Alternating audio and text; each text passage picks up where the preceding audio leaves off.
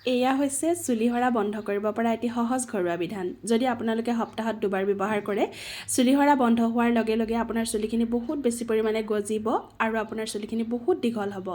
তাৰে প্ৰথমটো উপাদান হৈছে এয়া এল'ভেৰা।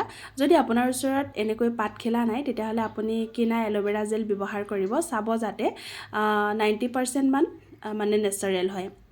এনেকৈ জেলখিনি ধুনীয়াকৈ উলিয়াই ল'ব। যেনেকৈ পাৰে এল'ভেৰাৰ জেলখিনি উলিয়াই ল'ব। তাৰপিছত তাতে দিব এটা পিঁয়াজ।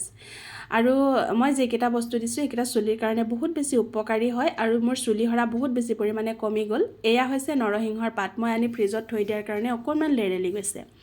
গোটেইখিনি গুড়ি কৰি লৈছোঁ। মই পানী ব্যৱহাৰ কৰা নাই। এতিয়া কিবা প্ৰকাৰে আপোনালোকে তাৰ ৰসখিনি উলিয়াই ল'ব। ৰ'ব তাতে আৰু দুটা বস্তু মানে যোগ দিব লাগিব। যিহেতু ফাগুনৰ শুকান বতাহে চুলিৰ বহুত অপকাৰ কৰে, গতিকে তাতে দিব লাগিব তেল মানে এটা তেল নিদিওঁ, মই 2টা তেল দিম, গতিকে আপোনালোকে চাই যাব। এটা দিছোঁ নাৰিকল তেল আৰু এটা দিছোঁ তিল তেল, আৰু গোটেইকেইটা দি পেলাই ধুনীয়াকৈ মই বহুত সময় মিলাই ল'ম। যদি আপোনাৰ চুলি সৰা সমস্যা হৈছে, চুলি বহুত বেছি পৰিমাণে ফাটিছে, চুলিৰ গুৰিবোৰ খজুৱাই উফি হৈছে, তেতিয়াহ'লে আপুনি কৰি চাব পাৰে। যদি ভাল লাগে আপোনাৰ প্ৰফাইলত শ্বেয়াৰ কৰি দিব।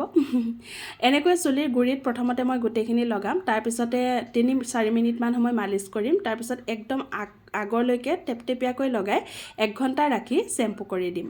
আজিলৈ আহোঁ।